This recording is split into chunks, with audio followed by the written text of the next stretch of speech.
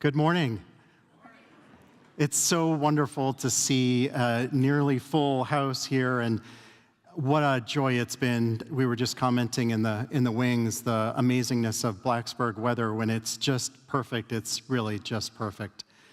I'm the Associate Vice President for Engagement. Again, my name is John Torgett, and I'm pleased to welcome you here today and welcome you back to Blacksburg for Reunion 2022.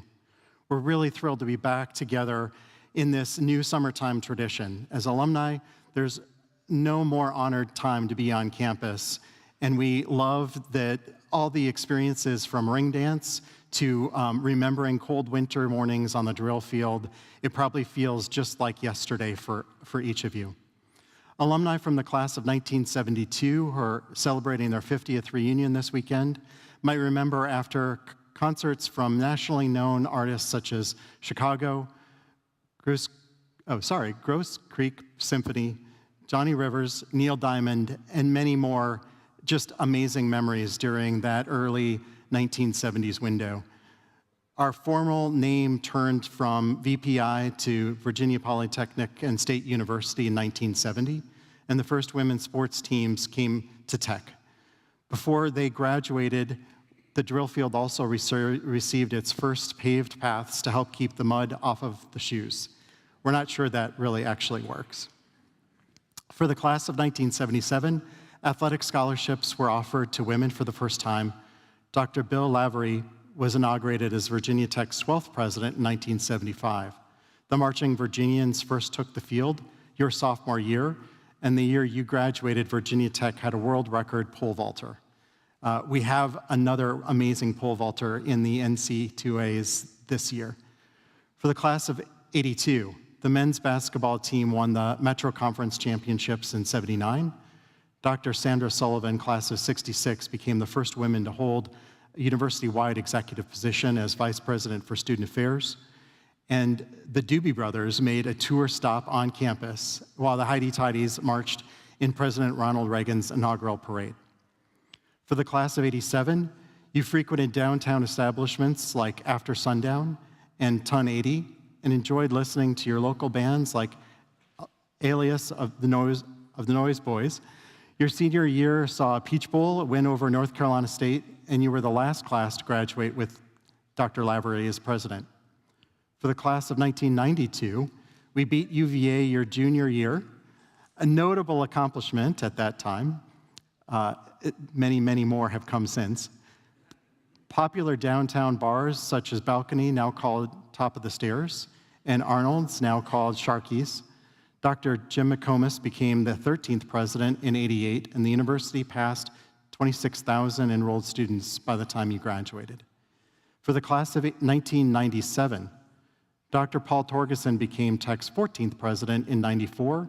In 1995, the men's basketball won the NIT, and you may have spent New Year's Eve in New Orleans celebrating the victory over Texas at our first Sugar Bowl appearance, followed by our first Orange Bowl appearance your senior year.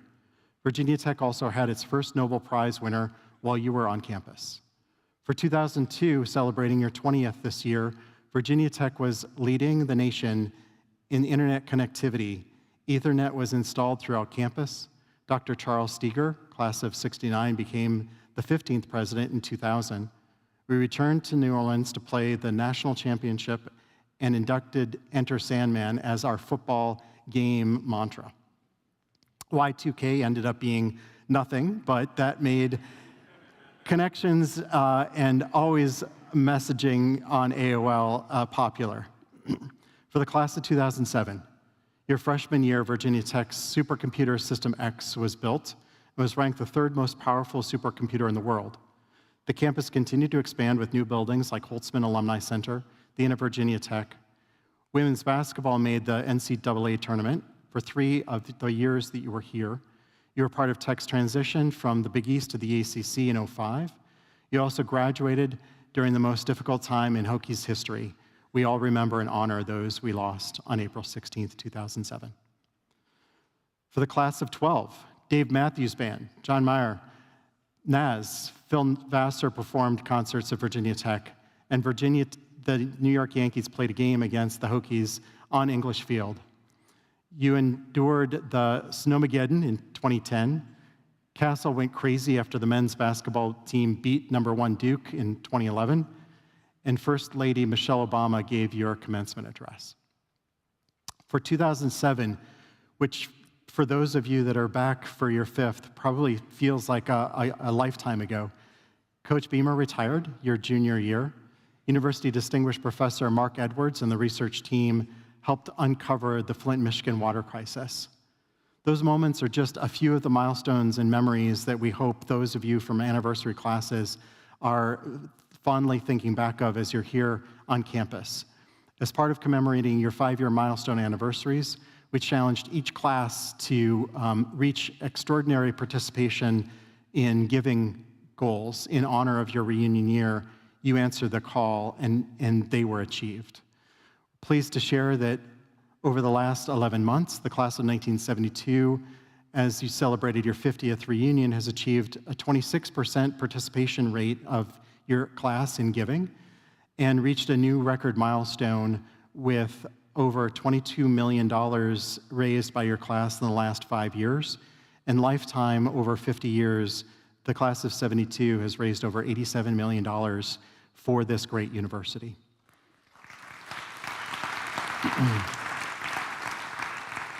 Giving back to your alma mater in a form of service is also one of the most treasured of all things for Hokie Nation. And we're thankful for all of you for both being here and for giving back in all the ways that you do and support here and in your communities. Look what happens when the Hokie Nation gathers together and gives. Thank you for your support once again, and congratulations to all the anniversary classes for achieving your reunion goals.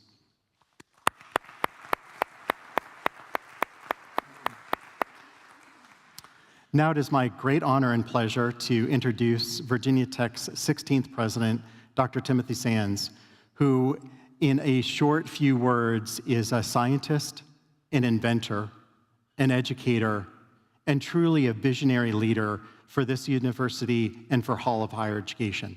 Without further ado, please welcome President Sands. Thank you, John. Thank you, John, and good morning, everyone. It's great to see you here on Reunion Weekend.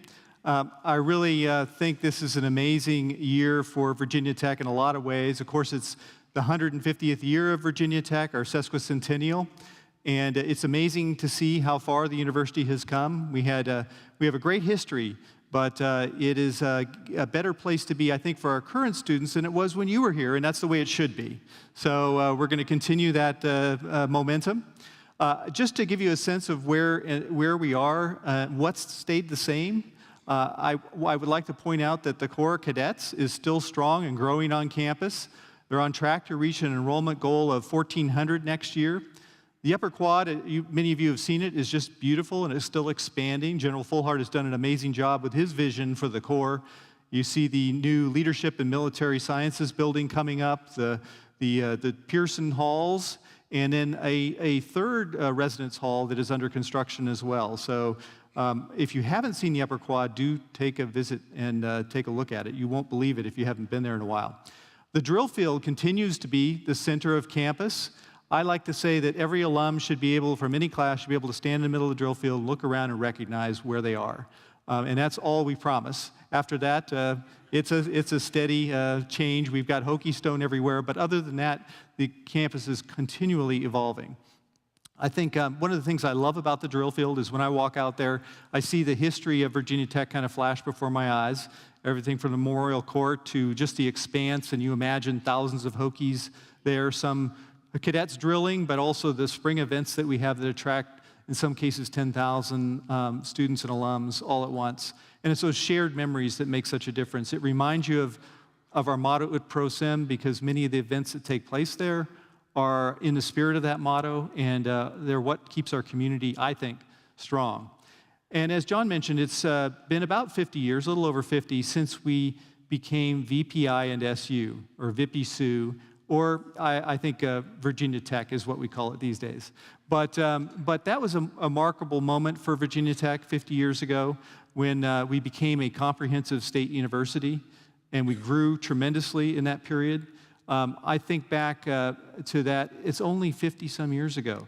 And we are actually a young university in spirit, and you can see that in the way we take on new challenges. We tend to be pretty aggressive compared to our peers, and that's because Hokies like to imagine a bigger, better university at all times. We've never been in that state where we think that we've reached that plateau. That plateau is not there. It's just, let's keep climbing up the hill. And as a result, you've probably seen a lot of growth when you walk around campus, and if you've seen other sites around the Commonwealth, you've probably seen that as well. Recently completed, we have several projects. We have of course, the Creativity and Innovation District Residence Hall. And if you haven't seen that, that is spectacular. It just won a design award a couple of weeks ago.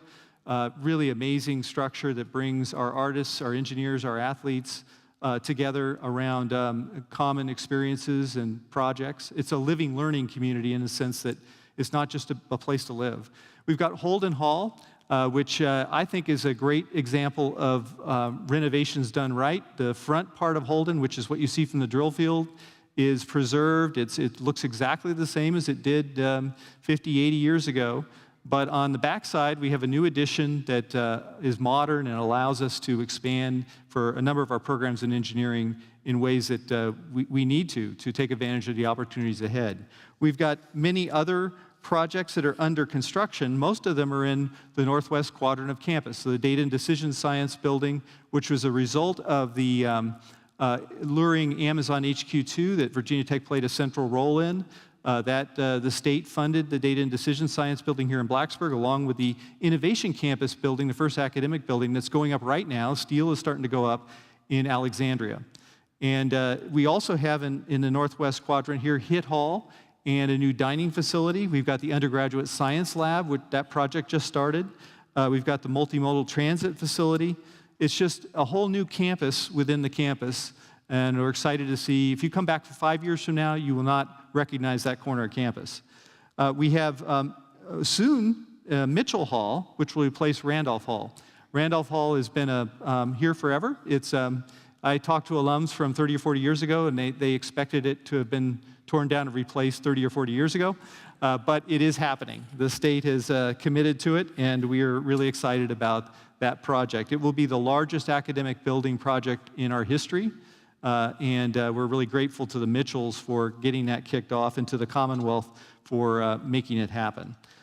We are also changing in other ways. Our research frontiers have been identified over the last few months for the coming years. It's not the only place where we're going to work in terms of research, but it's 4 areas that we think are really the biggest opportunities for Virginia Tech, where our strengths line up with the priorities of funding agencies and foundations and the societal need. One of them is artificial intelligence and machine learning, but we're focused on what I call the human cyber network side of this, the interaction between humans and the assistance that artificial intelligence gives us in making decisions. But the issues around ethics and the way that we utilize artificial intelligence is going to impact our lives going forward. It already is, frankly. If you don't know, may not notice it every day, but artificial intelligence and machine learning are all around you, and we are going in full force with that. Whole health, which is the intersection between animal, human health, and the environment, and a focus on well-being, not just disease, is something that we're really well prepared for. Between our human medicine efforts and our Virginia Tech Carilion campus in Roanoke, Health Science and Technology, integrating that with our strengths in engineering and technology and commercialization, we think we're going to play a huge role there. But then we have the vet school, and we have our expertise in global climate change. And it's just a land grant, especially like Virginia Tech, is the right place to be focused on this whole health concept. And quantum information science. You've heard a lot about that probably. The spooky action at a distance, teleportation, the idea that that a system can exist in multiple states at the same time. If you've studied quantum mechanics in nature and part of your career or your education, you kind of have a sense for what that is. It's a very different way of thinking, but it has the potential of transforming computing and security and drug discovery and a lot of other fields. So it's a long-term prospect, but we are jumping in with both feet. And finally, security. We are long known for our expertise in national security. Our National Security Institute was recently named as located in Arlington on Glebe Road, but it also has a footprint here in Blacksburg. But it goes beyond that. It goes to cybersecurity, and it goes to security around climate issues and environmental change. So it is a comprehensive, integrated look at security. So those are the 4 areas where we have major investments going, and I'm really excited to see where we're headed. This year, Virginia Tech broke into the top 100 of global universities in what's called the Times Higher Education Impact Ranking. And this is a relatively new ranking, but it reflects the kind of footprint that a land-grant university has. It's not just teaching and research, but it's outreach and our engagement in the community, and it's stewardship of resources and kind of long-term perspective that a university these days needs to have. We were ranked number 5 in the country, and number, as I said, 98 worldwide. And we're really excited about that recognition because I think it reflects very well on what the mission of a land-grant university is. Hokies have an amazing impact on the world, and we really focus on making sure our students are engaged and that they learn about civic engagement and our democracy while they're here at Virginia Tech. One thing I just wanted to gloat over a little, because I found it to be a really remarkable statistic and one that we can all be proud of, that 73% of our students voted in the 2020 election. 73% voting rate, 90% registration rate. And I think that's phenomenal. Just a few years ago, that number was more like 48%. So there's been a concerted effort in civic education at Virginia Tech, and it's starting to pay off. So you're going to see the Hokies that graduate are going to be engaged citizens. And I think that's really critical to our future, not just Virginia Tech's.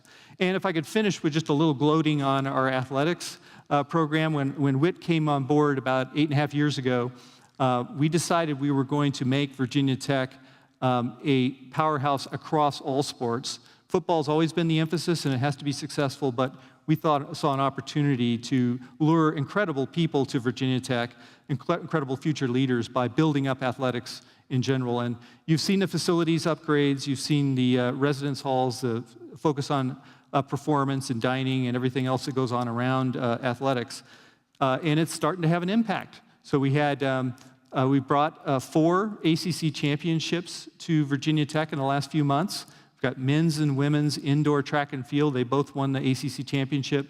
Men's basketball tournament, everybody knows about that. And also a softball regular season title. The baseball team, which is still active, come out and root for them if you have a ticket today. They are having a historic season. We had 2 NCAA individual winners. We had Rachel Baxter in the pole vault in the indoor, won the NCAA championship, with Lindsey Butler at the 800 meter in the indoor track and field, won the NCAA championship. We have multiple teams that have done their historic best this year. Men's swimming and diving recorded its highest finish at number 11. We have wrestling at number 8. And then we had 4 coaches in the last winter-spring seasons that were named ACC Coach of the Year. Tony Roby in wrestling. We've got Dave Cianelli, won it for both track and field and men and women indoor. And then, of course, our basketball coach, our softball coach Amore, and also baseball coach Chef also won ACC Coach of the Year in the last few months. So it has been a spectacular year across the board for athletics, and we're going to keep that rolling. So you'll see more of that going forward, and it's a fun way to keep everyone engaged. So I think what I'll do, I'm really looking forward to a conversation. I thank you for sitting through a brief update. Hopefully that'll give a little fodder for your questions, but I'm looking forward to our conversation. And I just want to thank you for being here, for coming back to Virginia Tech. We hope to see you often, even if it isn't your 5th year incremental reunion. Come on back, spend time at Virginia Tech, get engaged. And we just appreciate seeing you here and having you interact with our students and our faculty.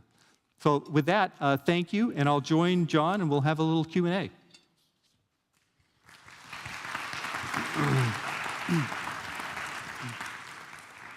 So President Sands, with a string of successes, especially in the most recent 24 months, could you share for a moment what you think is your proudest moment as president here at Virginia Tech? Well, there are many moments that will stick with me for the rest of my life, but probably the one is that I am most proud of because it was an incredible team effort behind the scenes, was in November of 2018 when it was announced that Amazon HQ2 was coming to Virginia. Now, alongside of that was a separate MOU with the state that invested $1.1 billion in doubling computer science and computer engineering and software engineering across the estate. And Virginia Tech, of that $1.1 billion, accounts for over half of it, over half of $1 billion over the next 20 years, most of it up front. And so you're seeing the results in Alexandria and our new campus, our innovation campus. You're seeing it on this campus with the data and decision science building, but you're also seeing many more graduates in computer science, computer engineering. And then over time, we're going to see that grow into other fields that touch the digital economy well beyond just computer science and computer engineering. So I think when I think of that one win that we got back there and competing with the entire country back in November of 2018, I vividly remember the phone call the day before, I think it was, and then the events that day. But what I'm really looking forward to is about 20 years from now, when we look back and I hope see that Virginia Tech's reach has expanded, that we are a true urban-rural land-grant. We will be, I think, in some ways the only one in the country, if we do it right, that has figured that out. So I'm waiting to see. We're working hard on it, but I think that's going to turn out to be my proudest moment, being part of that team. On a follow-on question, you mentioned in your remarks the importance of the Health Science Technology Academic Medical Center investment in being part of the Roanoke community. As that win happened for HQ2 and our element, how have you and the leadership team of the university taken that challenge forward in terms of the investment in Blacksburg, Roanoke, and DC all simultaneously? Well, it does seem like a lot. Now, about 12 years ago, we started up our Health Science and Technology campus. It wasn't called that at the time, but with Carillion, our great partners in Roanoke.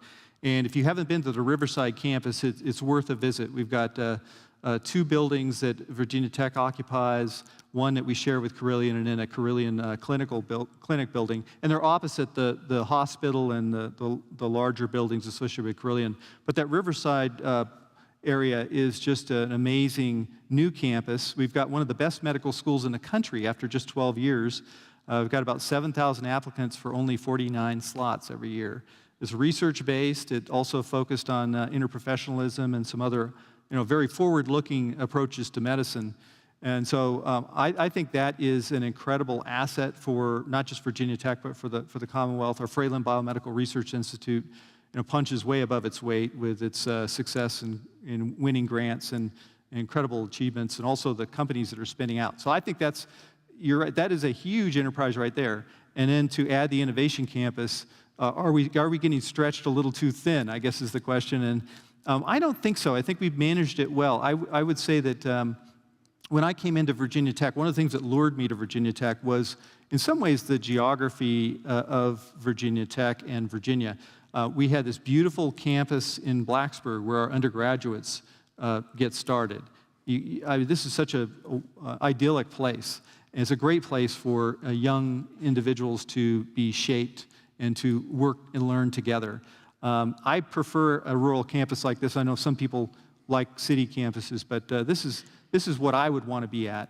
But on the other hand, a lot of our partners are in Northern Virginia and DC, and we have to have a presence there. And then, of course, our partner in healthcare is in Roanoke. So we're in a situation where we have to be where our partners are for the most part. And we also see that organizations that want to partner with us are driven to concentrations in talent and sources of talent.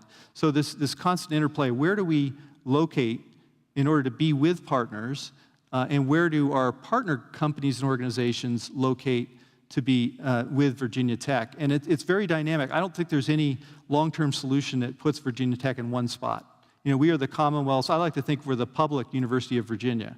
And that to me means we have to be everywhere, but we have to be cognizant of the fact that we don't have unlimited resources. So yeah, we challenge ourselves. We take on things that maybe look at the face of it. I mean, opportunities drop in our lap almost every day, and we do say no quite a bit, and you don't hear about those. But we typically say, yes, let's try and make it work. That's the first answer. And in fact, that's why we got the Tech Talent Investment Program and the Amazon opportunity, was because when we were first presented to it when the governor called up the university presidents, we immediately responded yes, and we were the only one that did. So that we were ready for it too. So that was really a great moment. So with amazing opportunity often comes challenges. What would you say would be the biggest challenge you faced as the president and leader here? Well, you could always just say the pandemic, but everybody went through that. We all lived through that. No one, I think, got away without some degree of suffering and challenges associated with the pandemic. Some people actually, frankly, enjoyed the isolation, but I think most people found it difficult. But for me, I think the biggest challenge we've got, and this is partly looking forward, but I think it's been true in the last few years, is access and affordability, especially for our undergraduates, but also for our graduate students.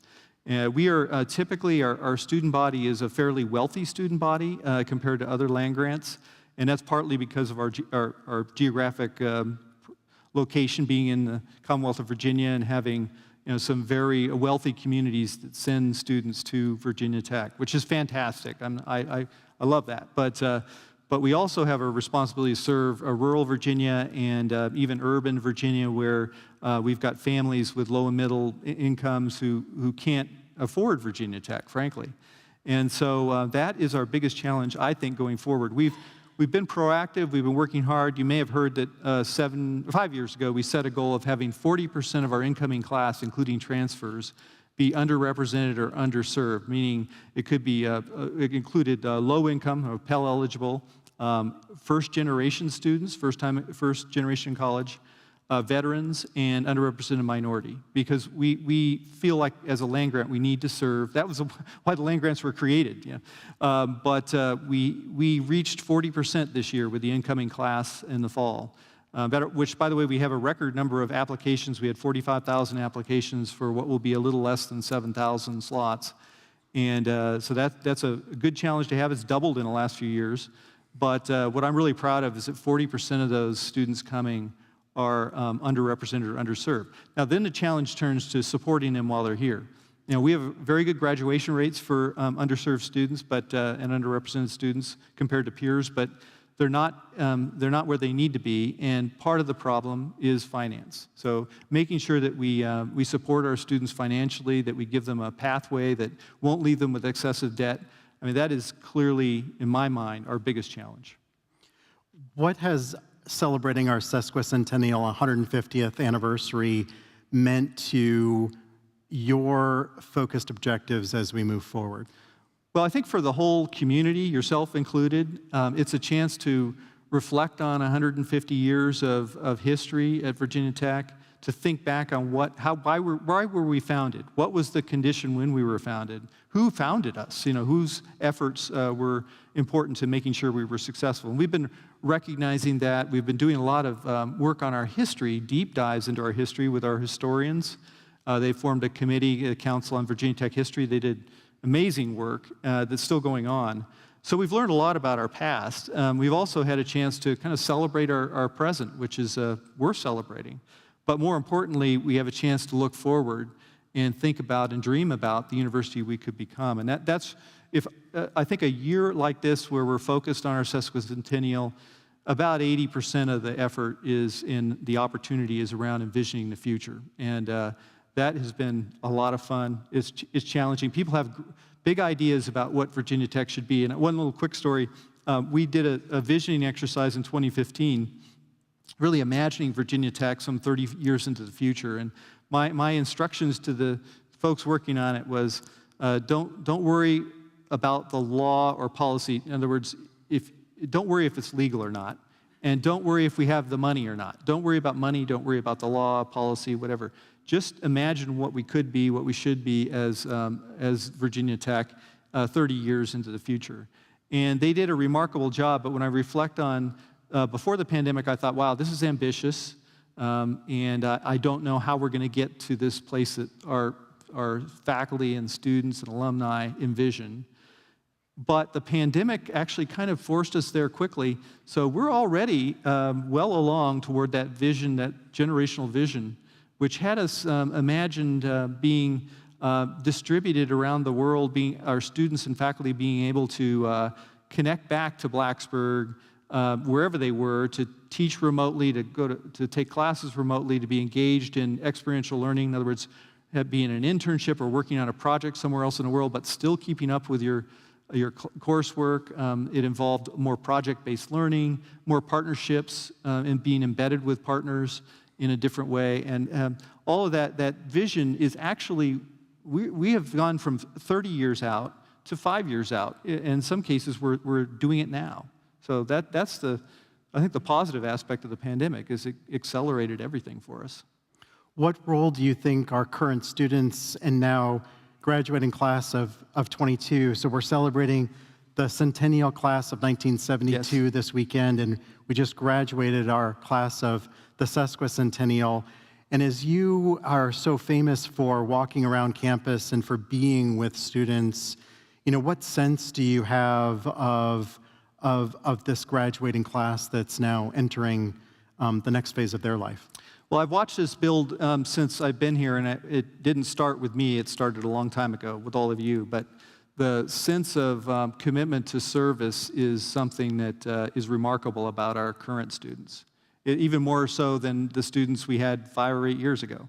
And they get it. In some ways, we're indoctrinating them, not telling them what to think, but we're telling them, think about how you're going to have impact on humanity in whatever you do. It doesn't mean you have to be a pauper. You can make a lot of money, but make sure that you've harnessed your passions and developed your skills while you're at Virginia Tech and beyond, so that you can have positive impact on humanity. And I'm always startled when I talk to an 18-year-old, a freshman on campus, and they've already got a plan. And I always tell them, it's great that you have a plan on how you're going to impact humanity, but it's great to have a plan. Be ready to change it at a moment's notice when you discover something new.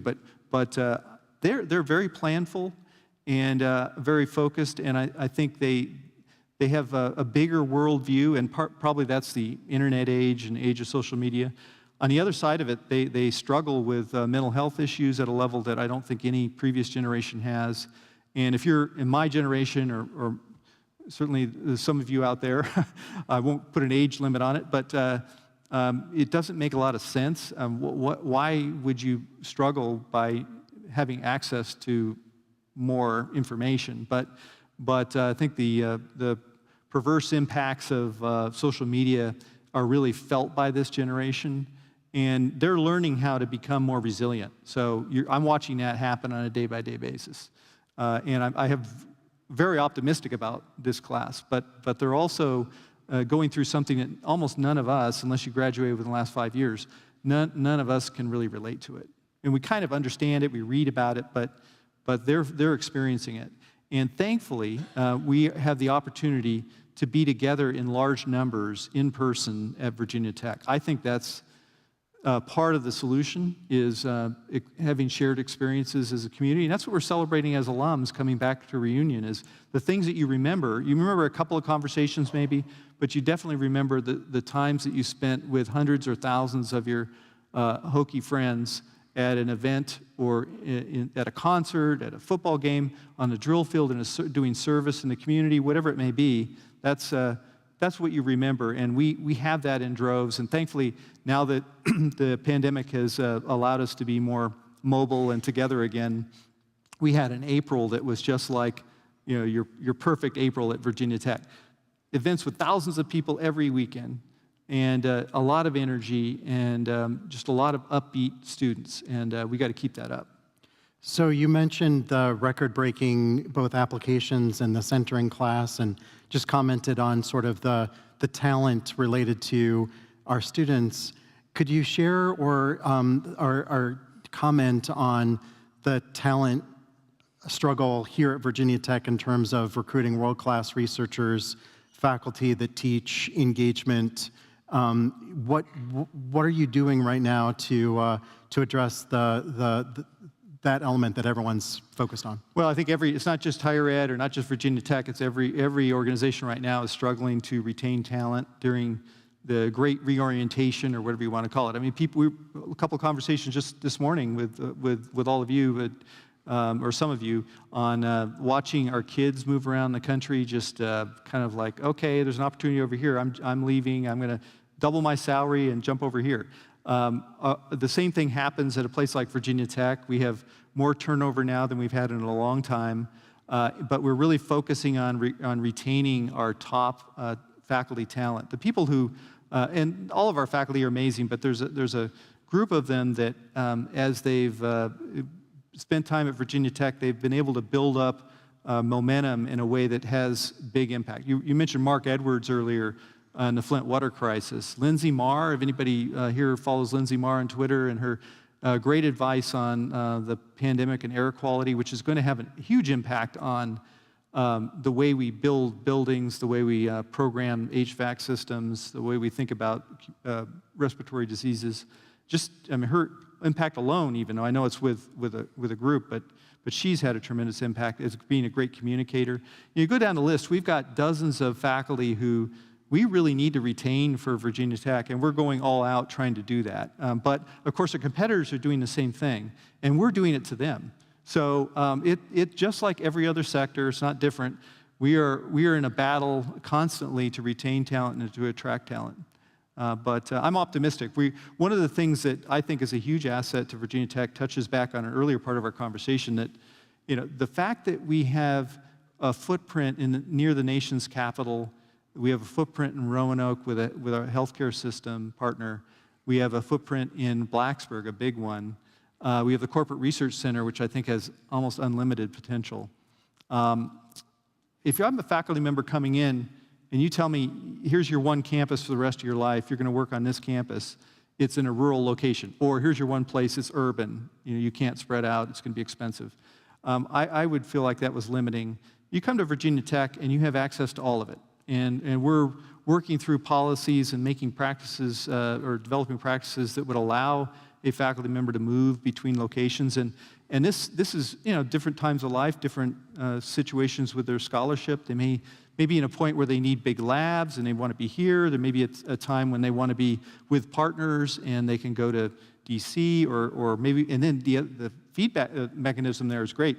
One of the things that happened as we built up our presence in Northern Virginia is our partners came to that doorstep, and then they got curious about what's going on in Blacksburg. Pretty soon they have satellite offices here in Blacksburg, and that kind of synergy is really, I think, will make Virginia Tech a great place to work. I just learned about a week ago that Forbes magazine, which does this annual ranking of best employers for new grads, Virginia Tech, out of the thousands of employers in the United States, Virginia Tech was ranked 30th, and we were third among higher ed institutions in the country. And that is new. We were not that 5 years ago. And I credit our focus on human resources, HR, and the very supportive environment. Brian Gary and his team have done an amazing job of supporting our employees, and now they're reacting to it. When they're surveyed, they say Virginia Tech's a great place to work. So we just need to keep that moving. That's got to be top of mind, just like every other employer in the country. We're here in this amazing, amazing world-class facility. It would be a shame on us for not commenting. In your time as president, what do you think having a world-class arts, performance, and integrated research institute like the Moss Arts Center and ICAT provide for both the academic campus and for the community? Well, it gives us a unique advantage. I think Charlie Steger, my predecessor, was very visionary. I know he was, as a person, he was interested in that intersection between the arts and engineering and technology, and that was really his thing. And a lot of you contributed to making this a reality. But when we have visitors, guests from all over the world, and they see this facility in particular, they are just amazed. Remember, we had Yo-Yo Ma here not too long ago, a couple of years before the pandemic, and he and his pianist were remarking that this is a top 5 venue in the world in terms of the quality of the acoustics, just the layout. They were just incredibly impressed here in Blacksburg, Virginia. So it does make a difference when you're trying to engage the world when they know that we have a world-class facility. ICAT is amazing. The Institute for Creativity, Arts, and Technology was one of the things that brought me to Virginia Tech, because I had been at an institution before that had no real investment in the arts or design. And then to see what impact that could have on an academic community, on a scholarly community, was amazing. And Ben Knapp, the executive director, he's done an amazing job at this intersection of science, engineering, art, and design, which I think is really the future. If you look at any products that we admire, they have been, it's not just engineers. You know, I'm an engineer, but it's artists and designers that make those products work. And that's going to be true for everything. If you all you live in the DC area or visit DC often, almost every year, we had a little interruption with the pandemic. Virginia Tech sponsors, along with our ACC colleagues, the Accelerate Festival. And this is where science, engineering, art, and design comes together. We take over one of the museums and on the mall. We typically have 30,000 to 50,000 visitors for those events. We just had one. And they're amazing. They really focus on interactive intersections between art and design and engineering and technology. So if you ever see ACC Accelerates coming to the mall and you happen to be in DC, don't miss it. So part of what you just described touches on something that may not be familiar with alumni, which is the aspirations for growth in our research enterprise, and Dan Swede joining us as our lead for that. And could you just try and describe what challenges and opportunities we face in both having the most idyllic of place to be as an undergraduate, kind of learning, but at the same time, our efforts to grow our research enterprise? You know, some might think that those would be in conflict with each other. Yeah, I don't think they're really in conflict. I think, again, getting back to our earlier discussion, the fact that we have venues around the state in urban and rural areas is actually a huge advantage. There are some things you can't do in DC because you need land, you need facilities that you can't have in urban environments. And having this collection of 30,000 undergraduates, 7,000 graduate students, 10,000 employees, a couple thousand tenure track faculty. You need that concentration if you're going to work between the disciplines, because you can't do it with a really small unit. You need mass, you need scale.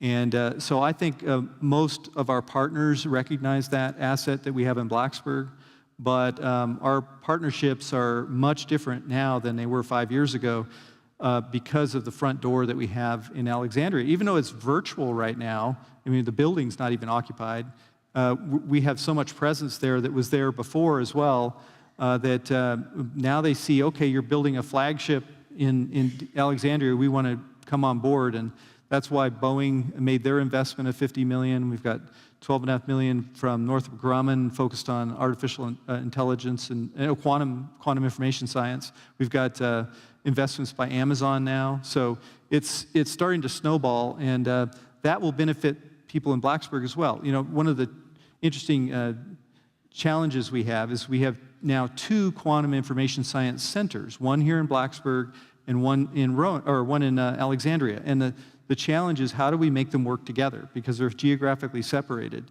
And we're working on that challenge right now. We can't leave them as separate. They need to be connected. And because we figured out how to do that. The Hume Center for National Security is both in Blacksburg and in Arlington. And that works really well in 2 places. But that's going to be the mode going forward. We need one unit that is spread out geographically that communicates as if they were all together. So you've coined, I'm giving you credit for this concept of a global land grant, and maybe there's other land grants that have also placed a flag on that concept, but just in terms of geography, we can go outer space as well, but from a global standpoint, could you just share a few thoughts on that opportunity and how Virginia Tech is approaching its global citizenship? Well, thank you. That's a huge question, and one that I think we're just beginning to answer. Most land grants that are strong research universities view themselves as global land grant universities, but you have to ask, what do you mean by that? For us, it's about bringing talent to the Commonwealth of Virginia, because we're a state university. But that talent exists throughout the globe. It's not just here in Virginia. So how do we bring people to and partners to Virginia? That's one dimension, is really about talent and partners. You can't be insular. You have to be global to make that work. But the other side of it is there's so much to discover out there, and we learn a lot. Sometimes we can do a project in Africa or Asia that you can't do in Virginia for various reasons. And we take what we learn there and bring it back to the Commonwealth. I think really though it's about making sure that another way to look at it is our students need to have a global perspective because they're going to be working as global citizens as well. And you can't do that by pushing out the rest of the world. So we have international students here which provide that kind of cultural experience for our domestic students. We have partners all over the world, and we have locations in Africa. Of course, you all know about Riva San Vitale in Switzerland, India, where we have a Virginia Tech flag, and that's incredibly important to us in the long run. So, I think this is even before I got here, we were already global, and we're doubling down on that to the extent that we can. But in the future, it's going to be I think the thing that makes a university great is engaging the talent and partners that are global. Right now we're having some challenges globally, and but you got to stick through it. This is a blip. We're not going to go back 50 years, but we have to be flexible. We had most people don't know this, but we had a big presence in Afghanistan before the U.S. evacuated Afghanistan, and we've had to shut down all that operation. And that was in the area of agriculture. And I think it was having a huge impact on Afghanistan's future. But we had to shut it down. But we'll build it back up again when we have the opportunity. That's the challenge with the global engagement is you have to be ready to pivot. You have to look for your opportunities where they are. You have to be willing to recede and pull back and then go forward again. And that's the mode we're in right now. So just a couple more questions. I want to be mindful of those of you, and probably all of us want to pay attention to our baseball team here shortly. Yeah, first pitch in 15 minutes, so we're kind of close. Just to kind of close out with a couple of questions. One is, just because we were talking about global talent here just a moment ago, could you share your perspective on what you see the Hokie spirit inside our students in some of the challenges and opportunities with a global citizen body here? So, over the last few years, there's been moments in time where the campus has needed to heal around an incident, and I think my observation would be that we do something here differently. But if you could just speak to how the community kind of reflects and embraces actually being global here on campus. Well, I think there's different ways to answer that question, but the Hokie spirit is a real thing. The commitment to service, UPPROSIM, is real at Virginia Tech. I think having students and faculty and partners come to experience that at Virginia Tech, whether they could be a student just spending a year abroad at Virginia Tech, or it could be someone engaging for a longer period. It could be an employee that we've recruited from another country, for example. They are infected, if you will, with our motto and with the spirit of community we've got. And then if they leave, they go take that somewhere else. So obviously, we always love to talk as Hokies about going through an airport somewhere in the world and having on some orange and maroon or a Hokie hat, and you immediately find your Hokie friends. I'm always amazed when I run into people in London or in Asia or wherever, and you meet them for the first time. They say, "Well, I was a student in the '60s at Virginia Tech, international student, or '70s, and I moved back to my country, but I've never given up being a Hokie." And that has a long-term, long-lasting impact on everyone. So that's the part I enjoy the most. As you engage with alumni, both here on campus and throughout the world, well, maybe end on this. How would you ask alumni and Hokies to continue to advance the university from wherever they are and whatever they're currently engaged in their own lives? Well, I think it's a great question because we immediately spring to fundraising. That's important. We are doing really well there, and we want to keep doing well, and I think we're set up for that because it does have an impact on our ability to attract and retain talent and also to support our students. So it's really clearly important. But just as important is engagement. So, and you're all engaged. You wouldn't be here if you weren't. But getting more of your classmates engaged. Maybe they haven't been at Virginia Tech for 20 years or 30 years and never even thought about it, but there's still a kernel of, I remember my days as a student. Getting those folks back engaged. Maybe it's a question of them visiting campus, giving a lecture in a class. It's not all about the money. It's really about engagement. And so that's why our campaign, Boundless Impact campaign, has two goals. One's a fundraising goal. The other one is engaging 100,000 Hokies. And that is something that I think is equally important. It's also important because our class sizes grew rapidly in the 70s and 80s. And so those alums are getting into primary giving years. They also have more time. And so, that is going to grow very quickly at Virginia Tech, and we need to have as many people engaged as possible. One of the announcements we made a couple of days ago, which is really exciting, is we achieved for the first time 22% overall alumni giving this past year. And that may sound like, only a fifth or a quarter of the alums are giving, but the national average is more like 8 or 9%. And we were there only a few years ago. And to have 22% of our alums, which you think is probably top among public universities right now, is an extraordinary achievement and one that we need to keep up because it will make that is the one thing that will ensure that Virginia Tech continues on an upward trajectory. Well, thank you so much, President Sands, for sharing of your time and your experience. And as a quick 8 years has flown by, it's marvelous to have you back with this program and with our alumni. And so, without further ado, we will get ready for what's next on the agenda.